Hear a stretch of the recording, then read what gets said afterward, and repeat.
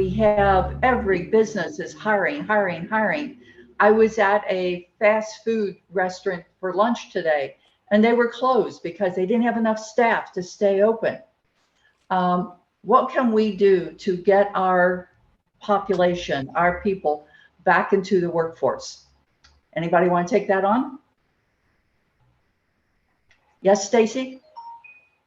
Yes, Stacy, great. still? Yes, great question. Thank you, Marcia. As you know, working for working families for nearly 30 years, for me, it's hard to see so many vacant positions. But the challenge that we're facing now is that I believe that there is a change in the dynamics of the workforce. The lower paying jobs are going to be more difficult to fill. I think the pandemic had a we had the money that came, we had the stimulus funds, we had all of those things. But I think what we also had was people really soul searching to figure out what it is that they want to do. So we have more entrepreneurs, we have more people who are really looking at changing careers. And so when we advocate for working families, we really have to look at those wages. Our restaurant wages may not include tips any longer. We may have to advocate for getting rid of the tip system. We may have to look at the fight for $15 per hour to figure out how we can gradually increase wages. That's something that I've done, negotiating contracts at various employers throughout the city. A living wage and being able to afford housing and those things are necessary. And so maybe we have to look at gradual increases to the wage structure that over time a person can see how this job is going to benefit them. I also think that we have to, because the money is running out, we have to look at childcare and childcare options, because we still have a number of people who, because their childcare centers are closed or their childcare facility, is only taking a limited number of children, that we have to look at, what other options are available for childcare? How do we help and have these conversations and work with our community partners to address the childcare issues? And so I think it's challenging because it's not a one size fits all model in dealing with the lack of employees in jobs. But I think a lot of places have incentives. A lot of places have bonuses that they are now offering, so people will come to work. And so we have to do a better job of making sure that that information is available, and creating a network so people do know what's out there above and beyond just fast food, but any industry that they would like to go into, making sure that that information is available. Okay, thank you, Stacy. Anybody else like to uh, answer that question? Oh yes, Anybody? I'll certainly do this. Okay, Mr. Mims. I think the all of what Stacy indicated, I think is valid. I think there's another set of factors that are challenging for us, and that is we're going through something that we have never experienced before. Okay, the aspect of so many people fearing illness that is real, trying to wrap your arms around that situation, and that's not just germane to the workers. It's also with some of the customers. It's also with the owners. I mean, no owner wants to be responsible for someone's death, and we have hard decisions that have to be made, whether you mandate a mask or whether you mandate a vaccination, or whether you take that or not. Do you have extra clean processes, if you will, where you can clean your workspace effectively for both your workers as well as your customers? And so we have a whole variety of things that are happening. Plus, we have women who are primarily affected by this because they're the main caregiver as far as their children are concerned. So we have inconsistencies with regards to our schools, whether they're open or not, whether it's looking at online learning. And through the same process, we have the same set of problems in the schools relative to whether or not employees wear masks, whether the custodians wear masks, they don't wear masks. Are you mandated for vaccinations? I mean, Everything that each of us feels in our personal household is magnified when you're in a business or when you're in a public responsibility or a public space, when you're having to make these type of decisions. I think that one.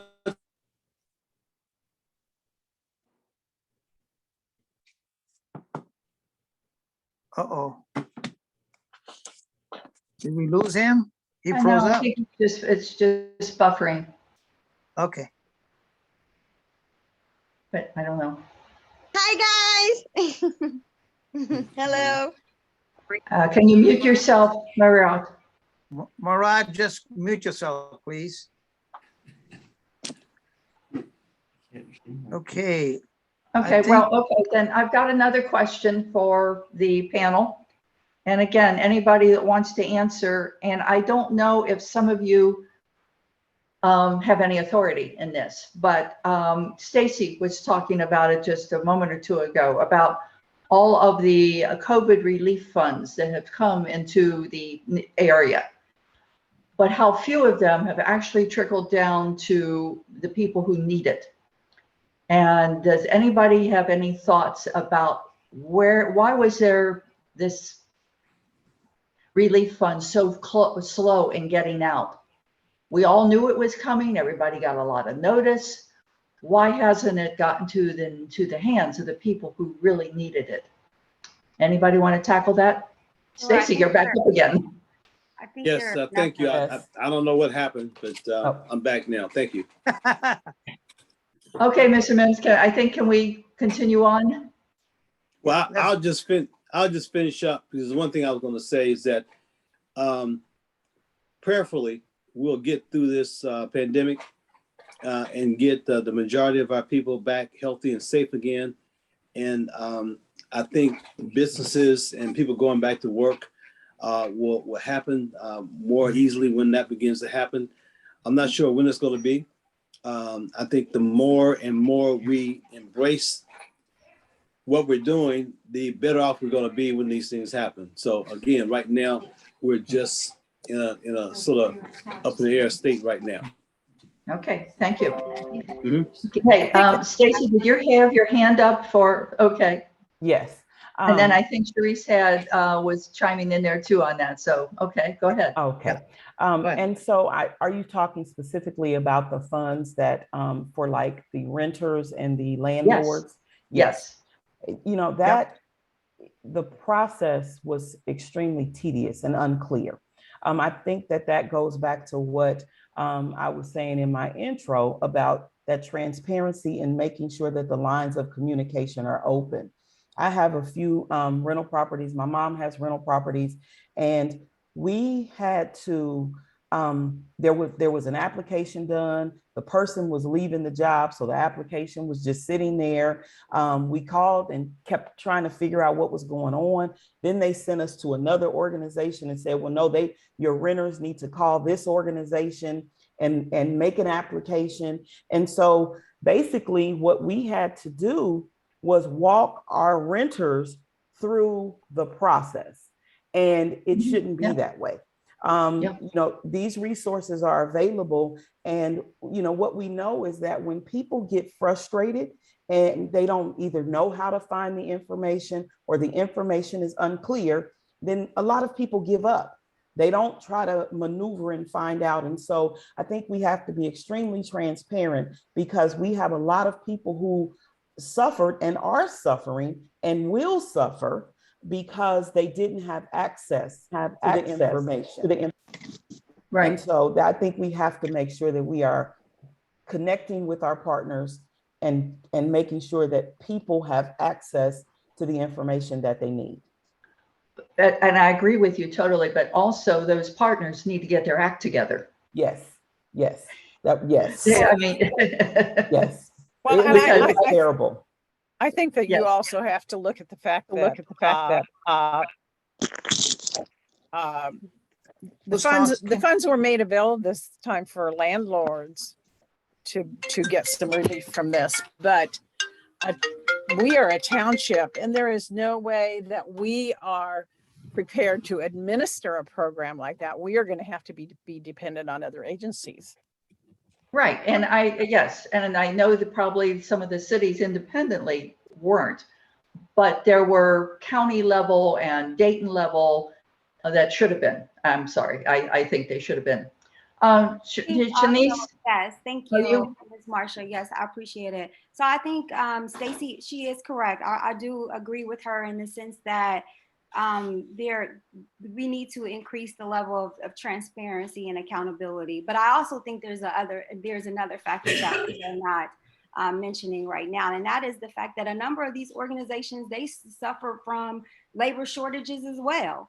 They're not the only one. You just mentioned the fast food restaurant that you had an opportunity to visit today, that they had to close due to not having the appropriate number of staff members. These organizations are suffering with those same problems as well. When you look at organizations such as Community Action Partnership, CAP, when you look at County Corps, when you look at Montgomery County, these are people who are on the ground doing the work, but yet and still they are just as well as affected by the global pandemic as each and every one of us are. So I think we have to give and extend a little grace to what we're dealing with. The fact that we don't have a multitude of organizations to provide that level of service to the residents in Montgomery County.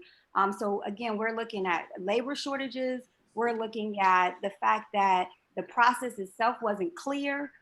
We're also looking at the fact that a number of people, they weren't aware of the resources that were available. That's why my candidacy, along with Commissioner Fairchild, we held a housing resource fair back in September in partnership with Mount Enon Baptist Church, CDC, to get that information out there, to let people know that United Way has services available. Montgomery County has services available. A lot of people simply don't know. So we have to do a better job of making sure that we are educating the public, that we're providing that access and opportunities to give people the services and the tools that they need.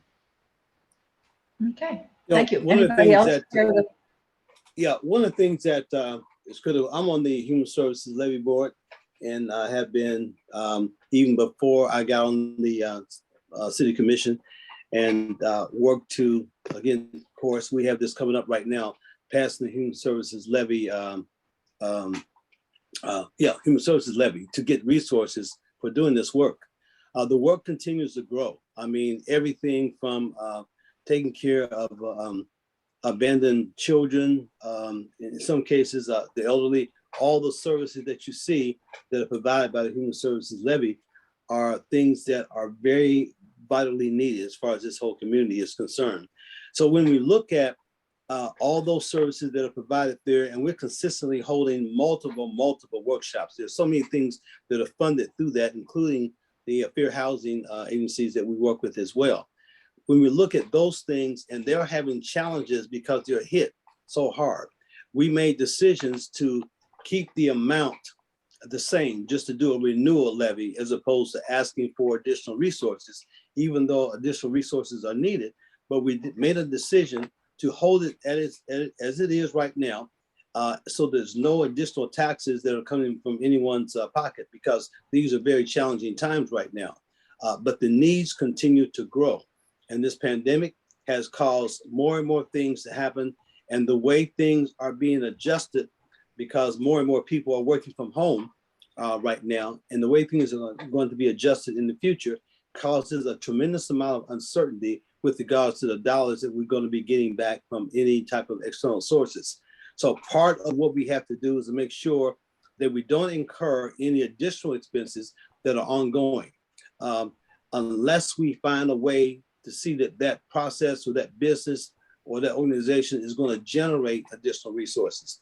The other thing that we have to look at in terms of how much money do we hold back in reserve, because we're really not sure of that, because there are certain basic services that we are required by law to maintain, and we have to do that with the resources that we have in the future to help offset so much of what we lost and will lose because of income tax revenue that will be adjusted and reflected and returned back to the respective communities outside of Dayton.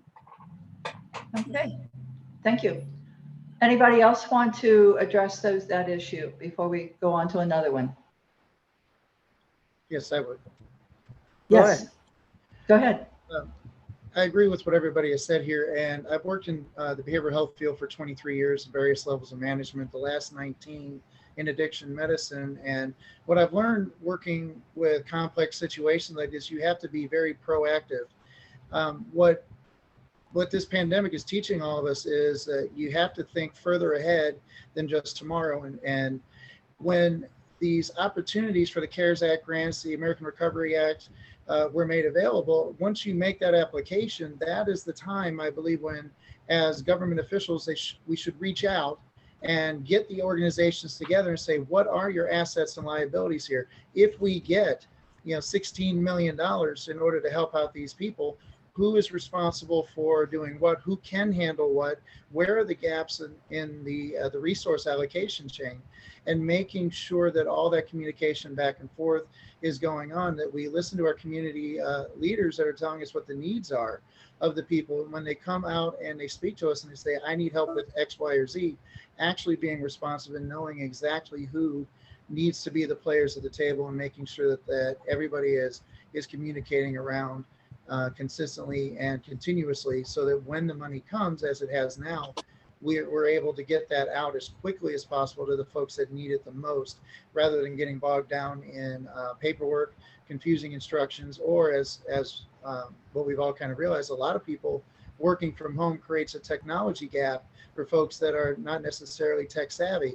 They may not have access to the ability to be emailing and virtual meetings and everything else as some of us are currently. Like right now, there are a lot of folks out there probably don't have any idea how to do a Zoom meeting like some of us have been doing for the last year and a half now. So I think that being very much more proactive would be the key in case something like this were to happen again. This is teaching a lot of valuable lessons, I think, to a lot of agencies throughout this country, let alone locally. Okay, thank you. Anybody else care to comment before we go on to another subject? Okay. Go on. Governor DeWine had said in his inauguration, and he has been very proactive on lead-based paint and eliminating lead poisoning in children. What are your feelings about what that will do to the aging residential housing that we have and the owners of that? Anybody want to address that? I feel that has to be a regional approach, because while the aging housing might be the main problem with that, we in the region pick up the costs of the new infrastructure that is needed for new development in the Miami Valley. So at the same time, it should be passed down. So that I'm sorry, what do you mean by passed down? Passed down, that it should be a cost that is passed down to the entire region, not just focused on that housing that needs that. And that's a part of maintenance of your infrastructure. Maybe we didn't recognize it at the time, but it absolutely is a cost of it, and it has to be built in. Yeah, I would agree. When we did the tearing down of all the schools, some of the schools that we tore down in the whole school facilities project were 100 years old, 170 years old. I think the average age of all the buildings in the city of Dayton was somewhere between 80 and 90 years old. And what we found when they would begin to tear down those schools was so much lead-based things, mercury, things that were not illegal 100 years ago or 80 years ago when those buildings were built. And the state gave us some additional dollars, because while the School Facilities Commission gave us a certain amount of money that they estimated would be the cost for tearing down some of those buildings, as we went back to the state with additional set of assessments, they did make some adjustments because of lead, asbestos, and things of that nature that, again, were not illegal at the time that those schools were built, or same thing with the houses. So I think the responsibility to help support us with these issues would come from the state and or federal government. Okay, but very often what the government is saying they will help won't nearly cover the cost. Right. And that's why we should ask them for more in terms of addressing that, because that cost should not just be borne by members of the community. Okay. Anybody else Gotcha. like to tackle that question? Well, one of the issues, Marsh, is lead in the building itself, in the paint. That's one issue, but we still have a bunch of lead pipes that has lead in it, in the pipes, that is supplying the water supply. We got to tackle that issue too sometime. Yeah, and another issue is if a child gets tested and is positive for lead, it is assumed that the child came from their home, which isn't always the case. It could come from a babysitter's home, grandma and grandpa's home. It's not necessarily their primary residence, but that is what is looked at first. And I hate to say you're sort of guilty by association, but that's not necessarily so. It can even come from the ground. When, you know, how kids will play in dirt, and very often the fumes from vehicles have lead in them and they settle on the ground. After a while, it builds up in the ground. Okay, I totally changed the subject a little bit, everybody. Several of you were talking about how you want to, of course, better your communities.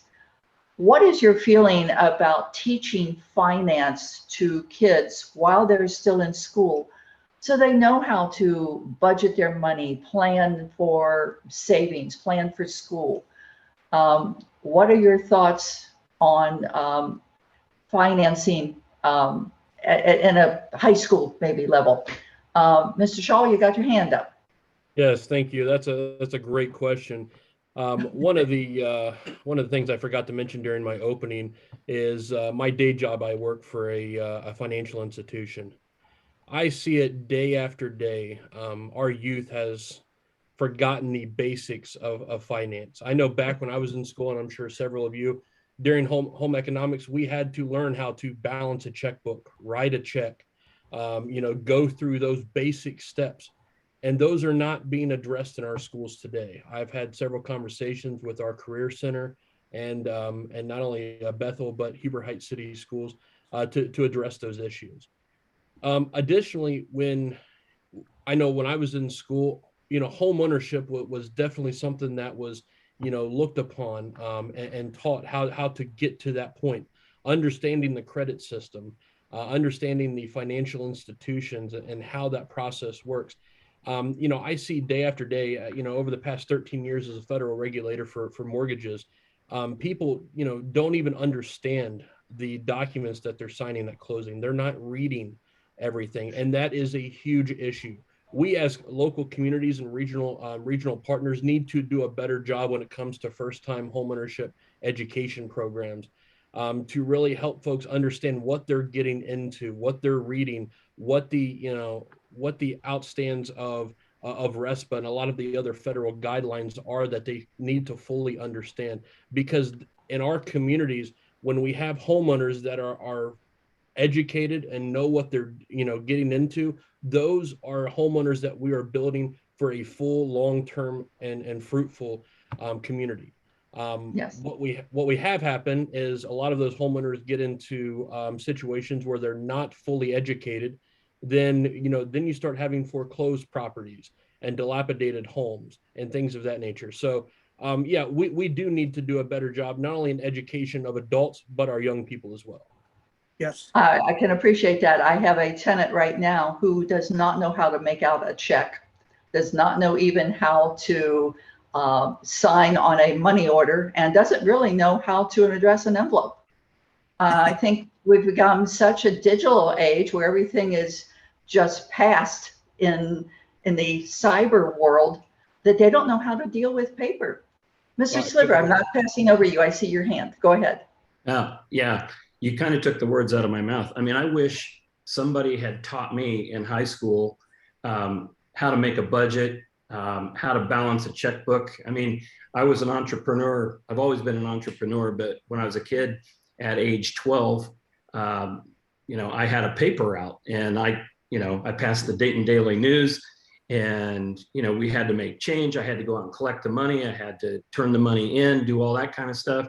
I was a cashier at a Target-like store in Richmond, Indiana. I grew up in Eaton. You know, the more practical tools that we can give kids, the better off they're going to be once they get out on your own. I mean, education is so important. You know, obviously, making sure that kids are reading at grade level by 3rd grade is huge. And, you know, stressing to kids the importance of, you know, going to college, because kids that go to college make twice as much over the course of their lifetime than kids who don't go to college. So all of it fits together in terms of education and the importance of education. Certainly the finance piece of that is huge. Thank you. Okay. Stacy, did I see your hand up or not? It was Okay. an Mute accident. yourself. It was an accident. It was that. Okay, that's fine. I'm going to take one Yeah. slight turn from what Mr. Sliver just said, and that I really feel strongly about vocation schools. Maybe not everybody does belong in college, but shoot fire, my electrician, my plumber make good money year round. Marcia, I'm a proud graduate of Montgomery County JVS, which is now Miami Valley CTC. So I did both. And I'm Hey, I with you was there. on their board out there for a time. Yep. So I'm very familiar Mr. with that. Wellbaum and Mrs. Stamus changed my life. Okay, but you know, there is such a growth for some of these people. As I said, the electrician, the plumber, that you know, my plumber's got more work than he can deal with right now. Yep. And so there is a niche for kids that may not fit in a total 2-year or 4-year academic career. Certainly. Yeah, Mr. Mims has something to say. Yeah, you know, you mentioned plumbers. I know I was at my son's house for Thanksgiving dinner a few years ago. He lives in Connecticut, and they had a backup in the sink, and plumbing was messed up while They we were at always that do moment. on Thanksgiving. Yeah, trying to prepare for Thanksgiving dinner. So I don't know how much money he paid that plumber to get him out there that day to take care of it, but it was essential to make that happen. And one of the things that we've done in conjunction with our school and city partnership is work with our labor unions to develop more apprenticeship programs. And that has helped us a lot with regard to some of those young people being able to come out of school making $40,000, $50,000, $60,000 a year with no college debt. I think one of the major problems that we have in the last probably 15, 20 years is the reduction of some of the classes. I know Mr. Shaw mentioned the home economic teachers and things that we don't have those anymore in the schools, and there's a big void that's been created because of that. Some of the industrial arts classes that we used to have that so many of us participated in that made some of the hard learning easy. It was easy to go to geometry class once you learned how to do the work with the Pythagorean theorem and things of that nature, but you learn some of those things in drafting class, you learn some of those things in your woodshop classes. And so those things made learning the hard things easier because you had a better process for making those things happen and being able to connect those things to quality of life issues. And part of what we have to do is to support our community when they're trying in their schools, when they're trying to bring back some of the manufacturing vocational type programs that we've lost so much of in this community. Okay. Marcia, yes. I got Frank and Kate has their hands raised.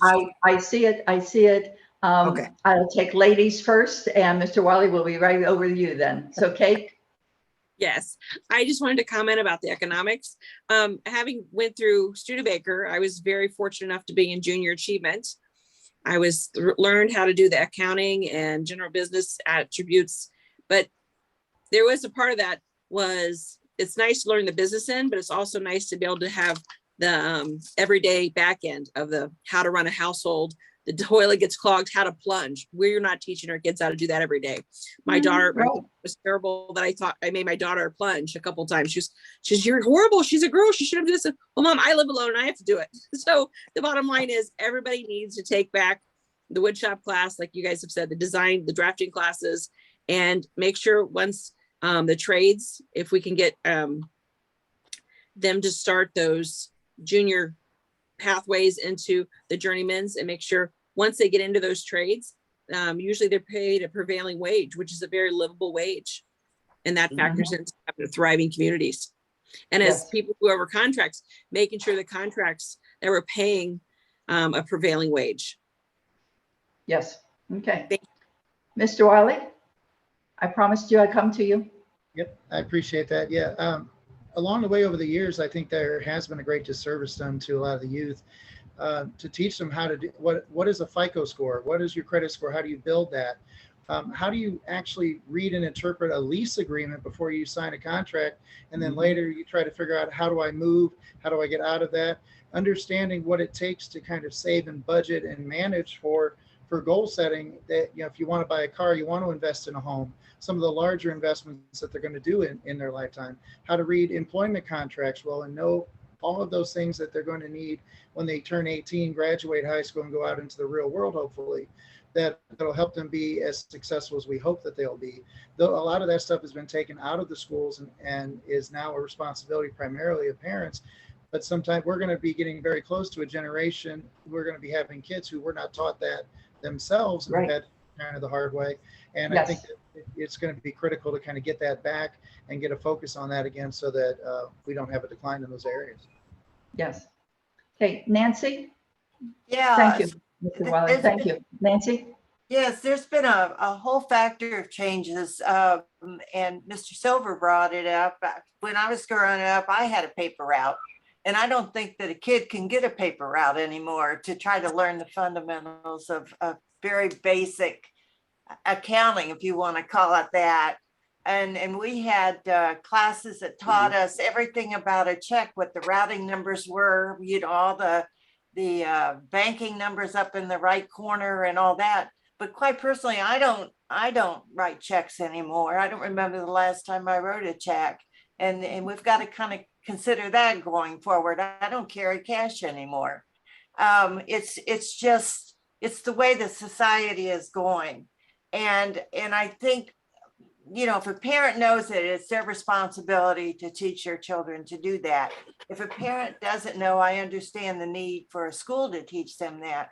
And there is a strong need for a home ec type class, and I wasn't taught that in a home ec class. I was taught that in my regular business curriculum. But we need that. We need SHOP. Those things are very much missing with our children right now. And Huber Heights City Schools just passed a strategic plan where they are going to set up very stringent avenues where either you are planning to go to college, you're planning to go into a career, or a trade, or you're going into the military. So it's college, trade, or military, or the three paths. So hopefully, as that avenue is set up for each of those paths, that they will be given the fundamental knowledge that they need in order to survive once they get out of school. And I think it's very promising what they have planned, and maybe that's the way that more schools need to start looking to help these children decide early on where they want to go, you know, what they want in the future. Because like we said, not everybody's geared to go to college. Okay. Thank you. Thank you, Nancy. Stacy? There you go. I just wanted to add in just a point of information. I'm on the AFL-CIO Executive Board, and we actually have a pre-apprenticeship program that is a 6-week program, and it helps with apprenticeship math. It helps with everything that someone would need to know before they go into the apprenticeship.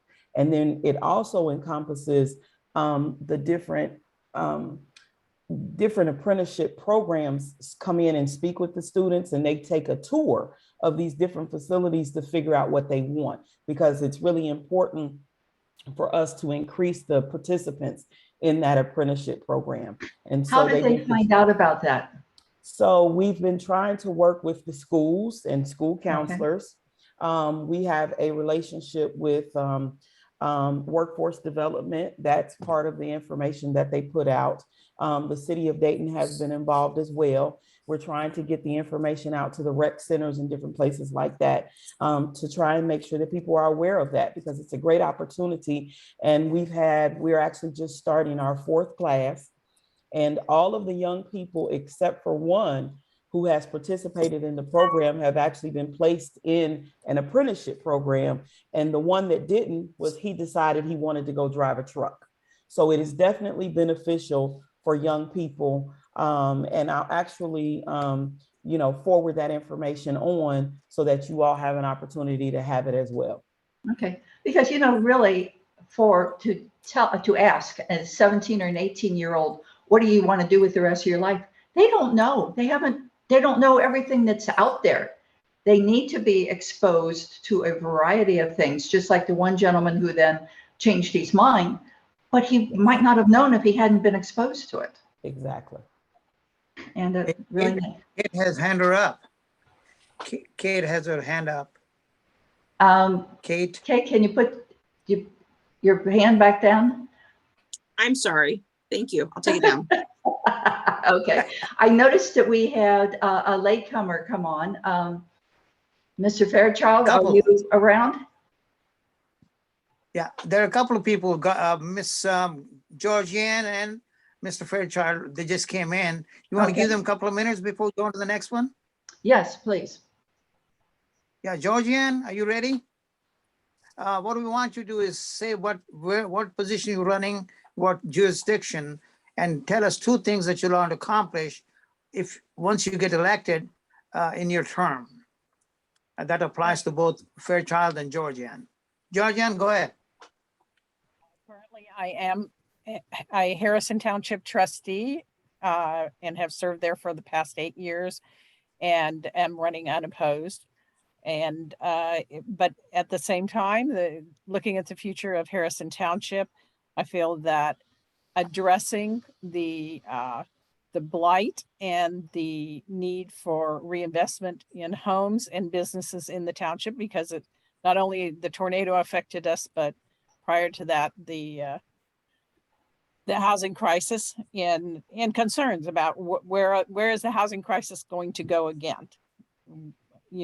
Obviously at some point in time, banks will start to foreclose. So I see that as a great unknown for us. And we want to see people staying in place. How do we make our township a place that is desirable to live in as you age? Because most of the people in our township are seniors at this point. Georgianne, I just ask you one question. First, Georgianne and I went to Neighborhood Leadership Institute that is done by City of Dayton 5-6 years ago. And we graduated the same year. Secondly, Harrison Township suffered one of the worst losses during the tornado. How are you guys coping with it? I think it is a slow recovery at this point. Now is when you have to really dig in your heels and work towards that recovery with the businesses. We have spent the last 2 years working with the homeowners and feel that program has gone well. We've also found programs for first-time home ownership available to those people that were displaced, and now it's a disadvantage of a township is your rule ability to make rules is not nearly as strong as cities, and how do we make sure people don't take advantage of that looseness and create the city and the township that people want to live in. Thank you, Georgianne, for being on the call. Mr. Fairchild, are you available to say a couple of things? Yes, I am. Hey, Sham, and sorry for my tardiness. That's okay. I'm an incumbent Dayton City Commissioner. I was elected in 2018, so I bring some experience. I've led during a difficult 3-year period. One of a couple accomplishments from the term I'm completing would be working to get comprehensive vision for all our neighborhoods. We didn't have a comprehensive plan since 2020. Well, it was called the 2020 plan. It was passed about 2 decades ago. And so we really needed this vision plan. 3/4 of it is completed. The 4th quadrant will be completed by the end of the year. Another accomplishment was protecting our water. Voters voted in May on a charter amendment that I had initiated to prohibit our water system from being leased or sold. And then also was involved with police reform work. And so going forward, there's, you asked for a couple of priorities. One would be making sure that we spend the $138 million of federal ARPA funds well, prioritizing investment in our neighborhoods. I'm working with Shanice Turner-Sloss. We proposed bringing in contracting with housing inspectors. So instead of simply being complaint-based, we can be proactive in going out and surveying our housing stock, and then putting some programs behind that to bring our houses up to code so they're safe for our families. We would also propose investing in our young people. They've been impacted significantly by COVID. These are COVID relief dollars, and the isolation, the uncertainty they've experienced is unprecedented for young people. And so to put in after school and summer programming would be critical in helping them as we come out of the COVID. And so I think you asked for 2, those are 2. And then finally, the events from a couple of weeks ago show that we still have work in the implementation of our police reform recommendations. So having led one of the groups around around police reform, certainly want to make sure that we continue to stay on top of that, bring urgency to the implementation of those recommendations. Thank you, Mr. Fairchild. Marsha, you can continue on if you got any more questions. Okay. Well, I just wanted to pick up on something that Mr. Fairchild said, and for all of the other Dayton commissioners and and for the Dayton mayors. You probably all didn't know, but back 20 years ago, maybe now, that G.D. Ria, who is what we are part of, used to meet with the Dayton code enforcer about once every 2 months to work with them on enforcing the code regulations and to help improve the houses around. We can talk to our members, but we could also give them what we see as the housing providers, what we were seeing with code enforcement. It worked out great for us. Yes. There was part of it that we were helping write code enforcement regulations because they were so busy they hadn't had time to update it. And we said, we'll update it for you. I would like to see us go back to that. I'd like to see us work hand in hand with the city and the city departments. There is no reason why we couldn't. We are the people with the feet on the ground. We're out there, 7 days a week. And we have got our members, we've got the Board of Realtors members. We have the ears for a lot of people that we could help you. Too. Apartment association. Yeah, with the apartment association. Yes. We help each other out, and we can help the city out with their housing problems. We've worked, GD Ria and the apartment association has worked with the city of West Carrollton and have helped them, and it has worked out very well. I'd really like to offer our services to Dayton.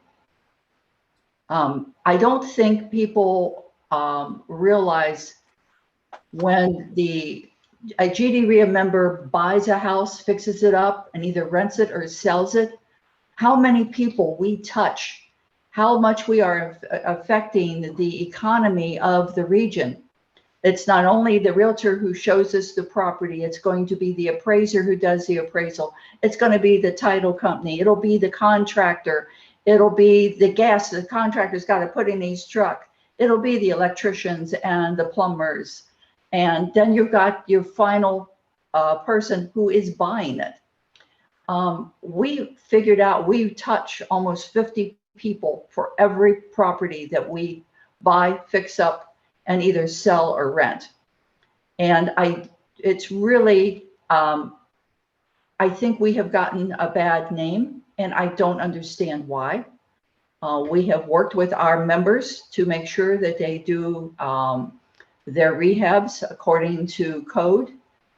We are trying to improve the city one house at a time. That's all we can do, but we can have a lot of one houses at a time going at the same time. Sham, you wanted to jump in there? Just want to add a couple of things.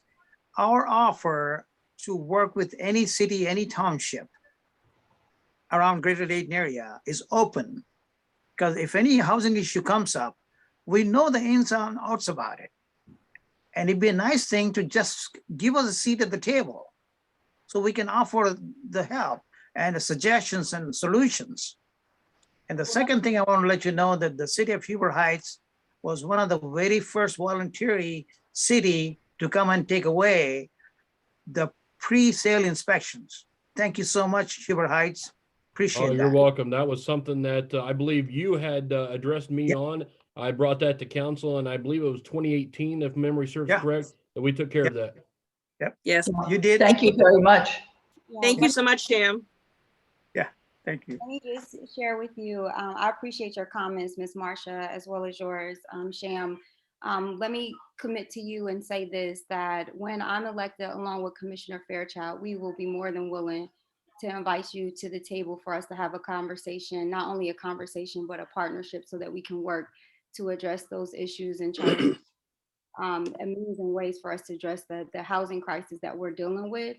And I also think it's an opportunity for us to look at legislation at the state level. So again, we can make sure that we are addressing the affordable housing crisis that we have in our area, as well as providing the resources that are available to those so that we can fix a house up at one house at a time and one block at a time, in which neighborhood over politics we have been advocating for quite some time, is that we need to make sure that we're implementing that block by block strategy to address our housing crisis.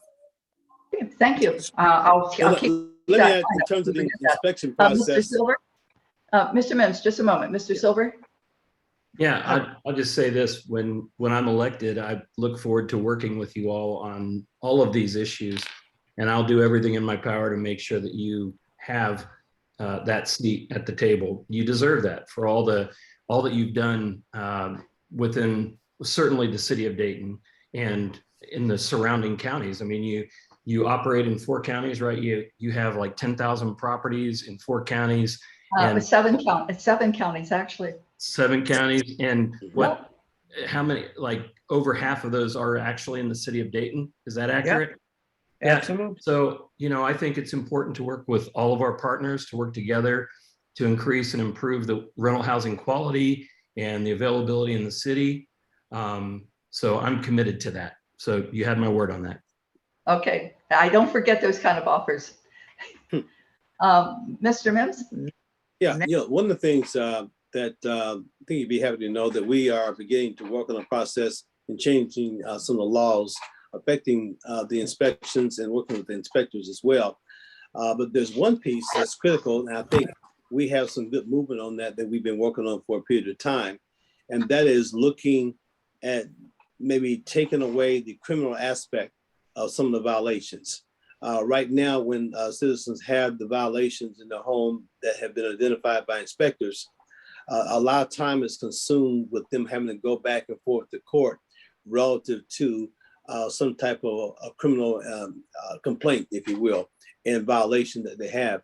Working now to take that as a civil complaint as opposed to a criminal complaint, it takes away some of the pressure on some of these minor issues. And we have more and more individuals now who are willing to sit down and talk with us because they're not threatened to go to jail, and some of the things that we want them to do. If they're spending money for an attorney to fight this and fight that, they can spend those dollars to take care of the infractions that we have cited them for. So there's a lot of good work going on, common sense work going on to address some of these issues. And certainly your support as we move forward with some of these kinds of things would be beneficial for us. Great. Well, thank you very much. I welcome your involvement as well. Thank you.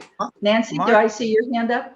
Yes, thank you. I'd also like to say that if I am reelected, I make a commitment to work with you. I've been bothered for quite some time because our code enforcement officers has some limitations in order to address problems that we have, especially with rentals.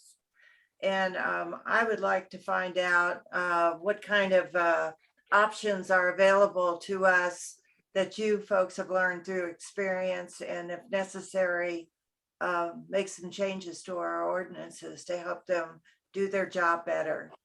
We'd love to work with you. Thank you.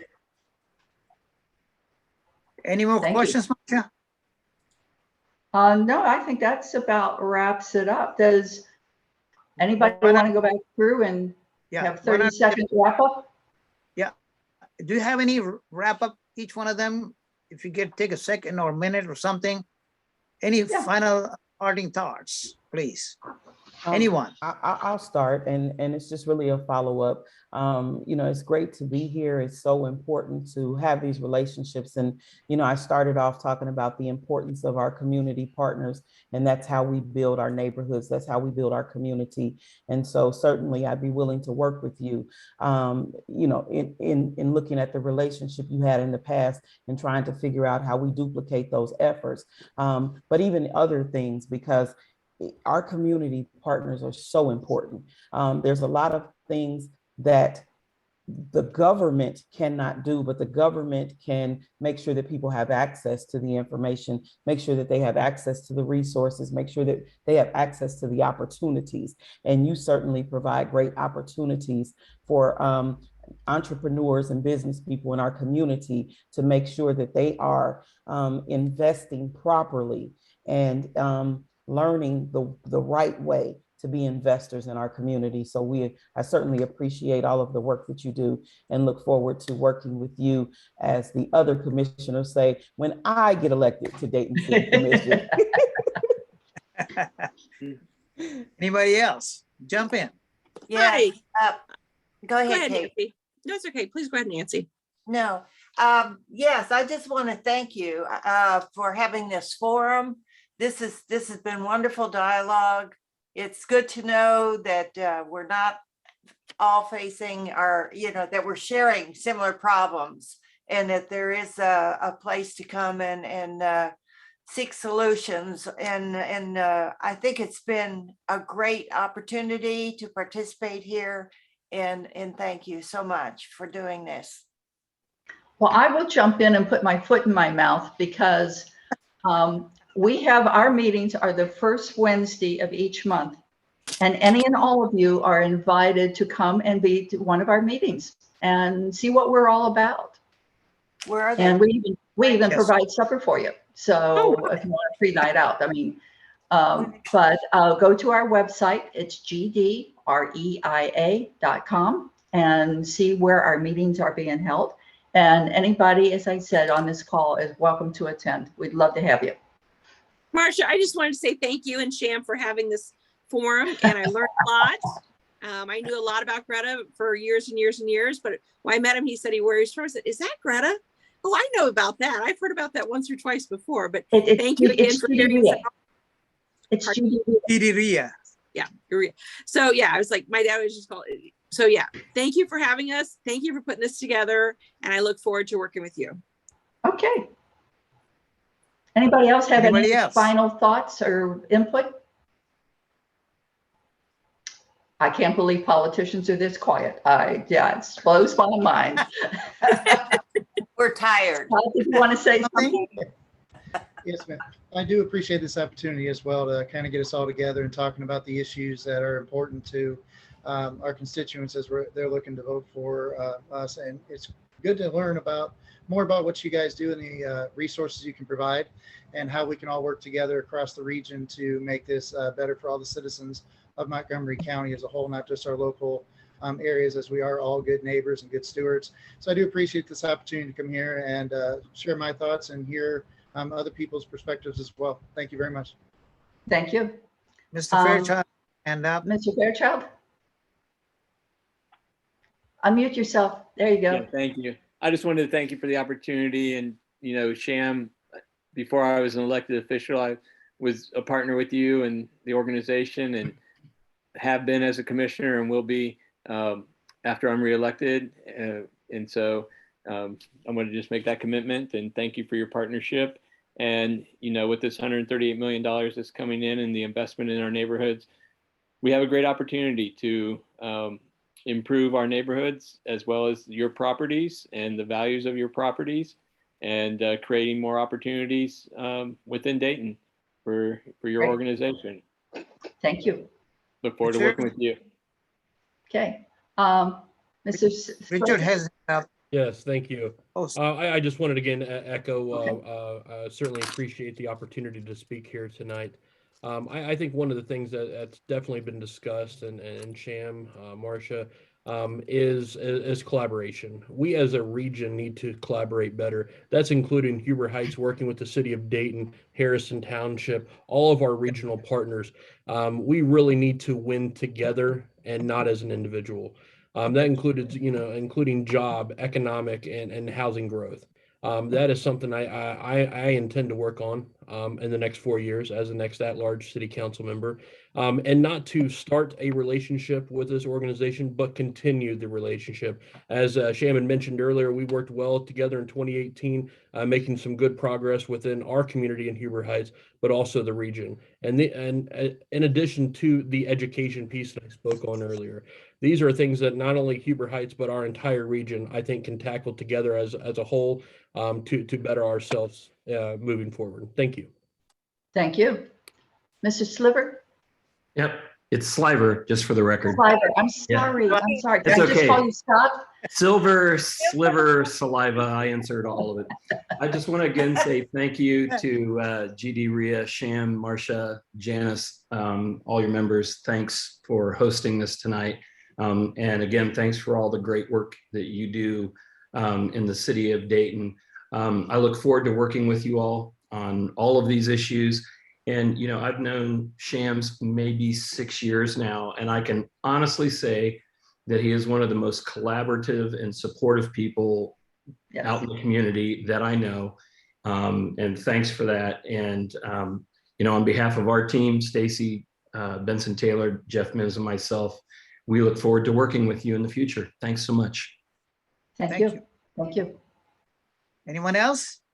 Yes, thank you. Again, I just want to echo what everyone has already stated. Thank you for the opportunity.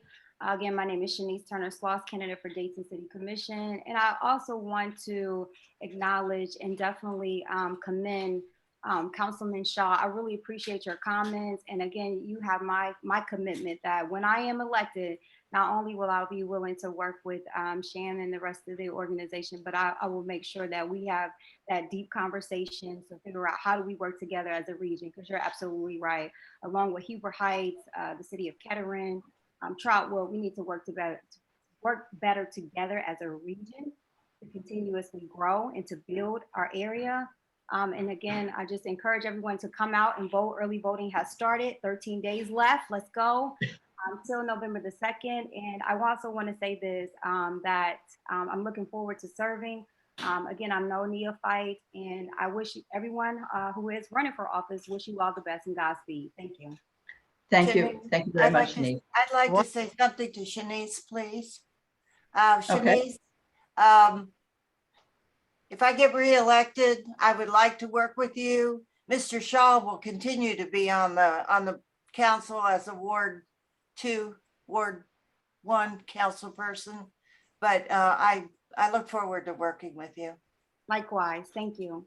Thank you. I just want to say, nothing lasts for 45 plus years like GDRIA did, unless we offer value to the citizens and our members. So reach out to us. We have the knowledge, we have the experience, we have the background, and we can offer you solutions to make your life easier in the cities and the townships you're in. Okay, thank you. Sham, again, I certainly appreciate that. We've done some things together. I know Huber Heights, again, it may sound like a minor thing, but we had an area where we named a Howell Players Street, if you will. And it was a combined area because it sort of intersected both of our municipalities. So it just made it more complicated, if you will, because of the process, but each of us worked on it very well. And so we made it happen, and each of us were there to Roland Winburn was there with some nice wise words of wisdom in that process, because both of us grew up at a time when I know at least I was a musician, but I also grew up at a time when the Howell Players were in their heyday. And so we're very much familiar with them. But I also want to comment on so much of the great work that we're doing as a result of some of the things that are happening in Washington, D.C. in relationship to the Dayton Development Coalition. And I've been on the commission now almost 8 years now. And the work that we've gotten from them and some of the commitment, especially this last meeting that we had in September, where we had so many members from, again, Springfield, Dayton, of course, and Kettering, Miamisburg, all those places were part of this big meeting that we had to look at where we are and where we've been and where we're going. And there's so much commitment to move this whole region forward and to make a lot of things happen in Dayton. Talking about the dollars here, the $138 million is coming. And it was noted tonight that Dayton probably is the only city that went out to its community to find out what they wanted to do with those dollars. It was not required to do that. And that's why a lot of the citizens in Dayton sometimes are maybe a little bit antsy because timelines are there. There are things that we have to do to make sure that we're not violating any of the rights and rules and regulations, even though some of them have not been completed yet, because if we do, then we have to pay that money back. If we misspend those dollars, we have to pay back the federal government for those dollars. So we're trying to be extra clear with regards to the guidelines associated with that. But I will say again, Sham, we've known each other for a long time. And I know also members of your family, and you've all contributed greatly to this region and to this city. So I just thank you, and I expect nothing else when I begin to function as mayor for this city of Dayton, along with the great team of Scott Sliver and Stacey Benson Taylor. So again, thank you so much for all the work that you guys have done. Okay, thank you, Mr. Mims. Thanks, Sham, you want to everybody. say goodnight? Yeah. No, I think all I said was thank you so much for taking your time from your busy campaign period to spend a few hours with us to get to know each other. Yeah. In 2 hours, we learned so much about each other.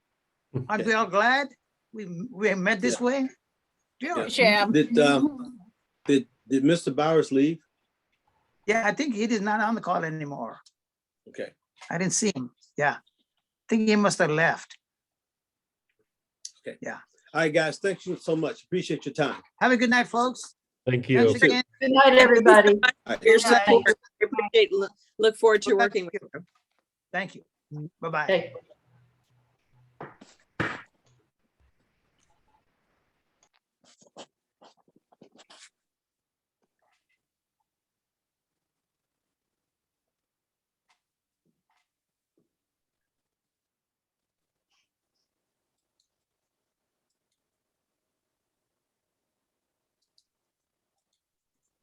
So is this the meeting after the meeting?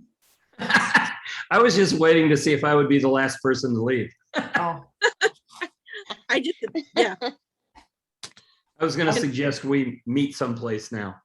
Right. oh, go hang yeah, out. Scott, it was good meeting you. My name's Scott too. My video doesn't work on my computer, so I apologize. Hey, good to meet you as well. Thank you. Nice to meet you.